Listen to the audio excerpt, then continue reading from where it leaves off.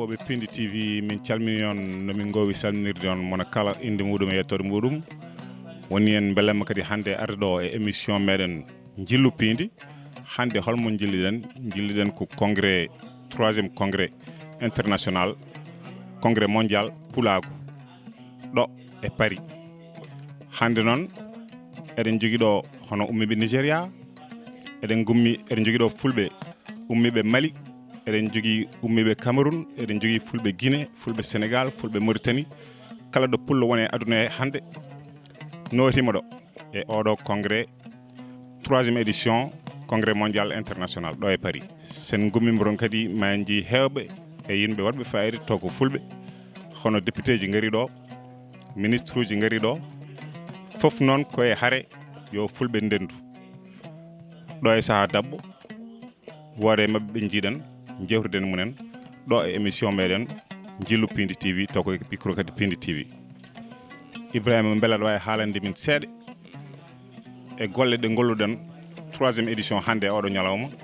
hono ñalawma mawɗo ganden fulɓe aduna kala en ndendi ɗo. Bisimilla Ibrahima. On jarama Pindi Pinal, on jarama Pindi TV, on jarama hettiyankoɓe Pindi TV. Ko adi fof ko salminde jarde on e yettude on. Ɗo no pamirten woni ɗo en hande ko en mbi fulɓe wonɓe adunare nde kala. Arɓe jaabade ani ko fellitɓe yarlitiɓe ani ɓe ganduɗa en rondiɓe Pulaaku ko ɓeɗo en kawri ɗo saabu moni fo waɗi hen ko doole mum, waɗi hen ko ngaalu mum, waɗi hen ko temps mum, waɗi hen ne kadi ko pellital muɗum ngam ƴewde ani faabade fulɓe. Eɗen gandi hande fulɓe ne tampi ha ko faati enani e fulɓe aynaɓe ani kañumen tan joñiɓe wonɓe e nder laddeji ko kañumen boomare nde koye mumen yani. Joni noon jonde nde ɗo eɗen mbawi wiide ko jonde tataɓire, eɗen mbawi wiide ko kawral Pulaaku TATABAL KUUBNGAL. Joƴini yimɓeɓe en hande ko ƴewde hol miijoji mbawi ɓamde taw ko miijoji ɗi ganduɗa en ko kuutuɗi ɗi ganduɗa en bawɗi firtude kadi bawɗi firtede ɗo en e saaha dabbo ɗo e duuɓi 3 aminen jiiɗi hande minen renduɓe ɗo en ɓe ɓamde miijoji 2 walla 3. Somin ɓami miijoji 2 walla 3 ɗi en min ƴeewa gollade ɗi ngam faabade sukaɓe meɗen, wandiraɓe meɗen, koreji meɗen ganduɗa ene joñiɓe tan e nder laddeji eɗen mbawi wiide fulɓe aynaɓe. Ko ɗum ɗo woni objectif o. Joni noon hol arɓe notade ɗum ɗo, ari notade ɗum ɗo en ko Burkina, fulɓe Burkinaɓe, ari notade ɗum ɗo en ko fulɓe Centrafrique, fulɓe Cameroun, fulɓe Benin, fulɓe Mali, fulɓe Sénégal, fulɓe Guinée, fulɓe Mauritanie, fulɓe Niger e fulɓe Tchad. Ɓeɗo fof ngari nottade ɗum ɗo en. Joni noon koye golle gona. Joni noon min ɓami no hanki ñalawma ɗiɗo ɓijo min ɓami hen miijoji 2. Miijoji 2 ɗi en joni noon koɗi peccaɗi ani moni fo ƴeewa tan hoto mbawka muɗum ɓuuri tolnade. Ɗum waɗi ɓeɗo jooɗi ɗo en wonɓe caggal meɗen ɓe jeten caggal ɗo en ɓe e kadi ne waɗi hen hettuɗo oto banggue. Joni noon wiya ko yimɓeɓe ko alay saago janggine, wonɓe to ɓe ko jangde woni e hol wiɓene kadi ko alay saago ngaalu rendine. Jooɗiɓe ɗo en ɓe wonɓe caggal meɗen ɓe ɓeɗo en kañumen goni koye miijade ani holno lelnirta miijoji tan ha ngaalu heeɓe. Eɗen gandi leñol ngol ngol wasi kono e ngol alɗi. Voilà, ko ɗum ɗo woni hande jonde hande nde ko hande noon min gaynata amin jiiɗi ko haade min ummade ɗo en taw hunde kala yuɓɓi feewi inchallah. Kono noon Ibrahima en majjani rendinde yimɓe weeɓani. Onon mention spécial franchement minen Pindi TV amin jonno ɗum sibu rendinde fulɓe weeɓani kadi min ala ɗo jiimi fulɓe nen ko gonga fulɓe nen ndenda sahaaji worɗo jaaden to en fulɓe Sénégal e Mauritanie nen ndendi onon ko gori koddiije kadi ko bandiraɓe kono noon rendinde fulɓe leyɗele limtoɗaɗe fof weeɓani beela weeɓino an hol miijo ɓulni ɗon ha mbawɗon wadde ɗum e kadi hol saaha beela koye duuɓi ɗiɗi beela koye hirande mbawɗon rendinde ɓeeɗo fulɓe fof eyyi ko e duuɓi ɗiɗi hikka amina liggo rendinde fulɓe ko min podno to adanɗo ko famminde yimɓeɓe hande waniraɓe meɗen rewɓe kañumen ani yonti kone gabbine walla keɓa ani kinol golle par ce que eɗen gandi darde debbo so daranima hunde ne heewi yuɓɓude ko ɗum ɗo min jinno wadde caggal muɗum wargoji ɗiɗo en e bonandeji baɗaɗi e boomare arde fulɓeɓe min mbi min ƴeewa waylude ɗum ɗo min ƴeewa waɗande anani rewɓeɓe en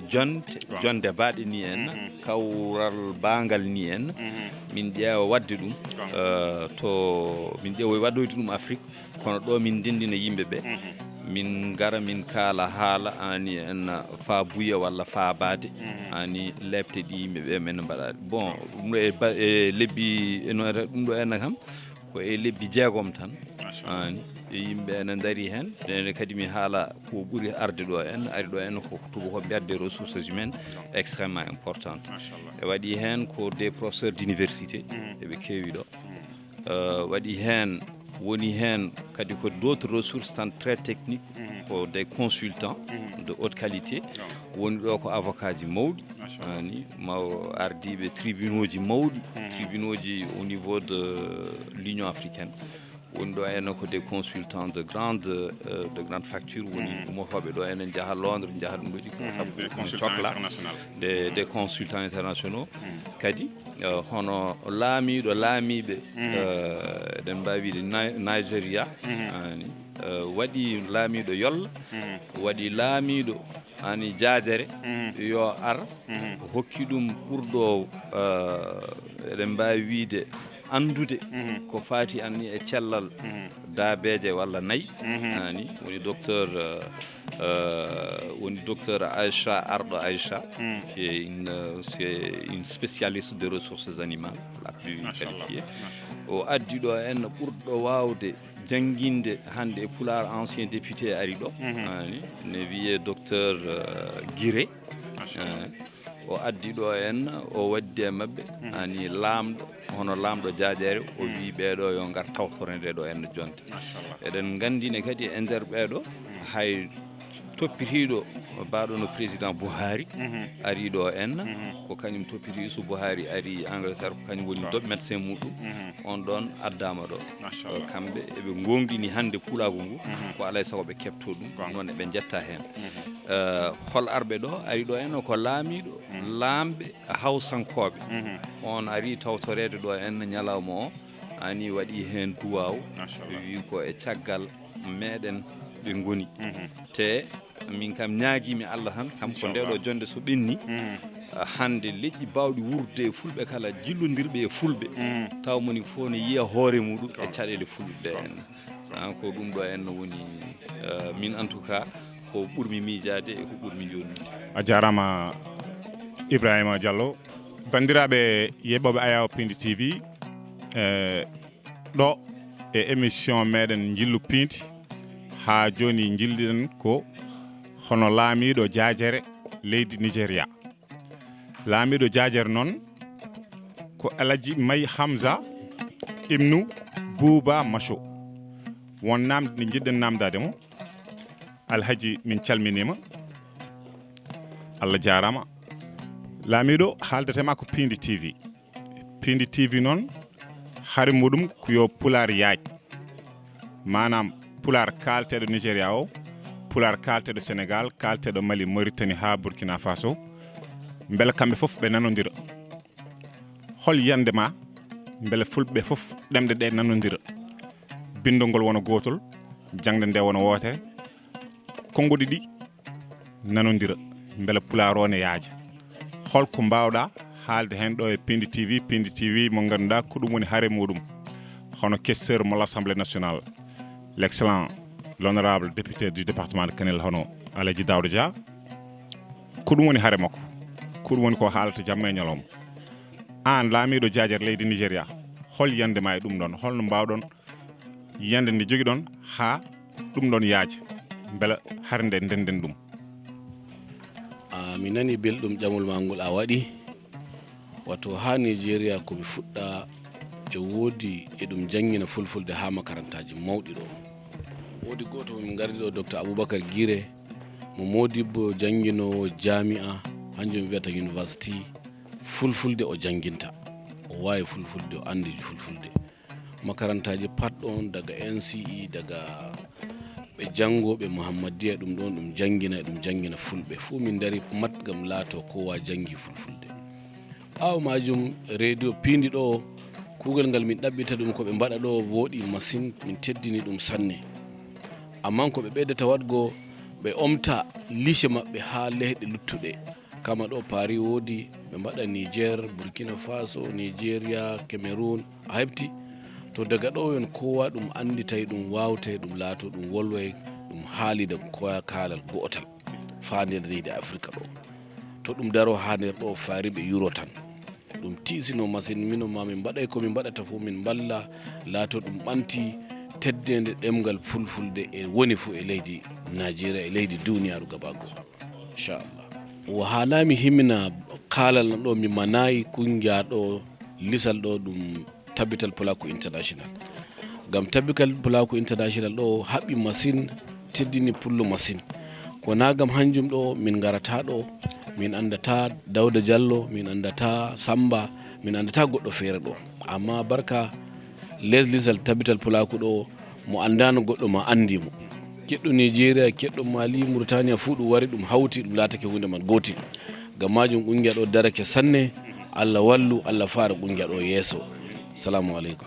jarama salamu aleykum wa rahmatullah ɗum noon sa hoti min calmini fulɓe Nigéria kala jarama no feewi merci beaucoup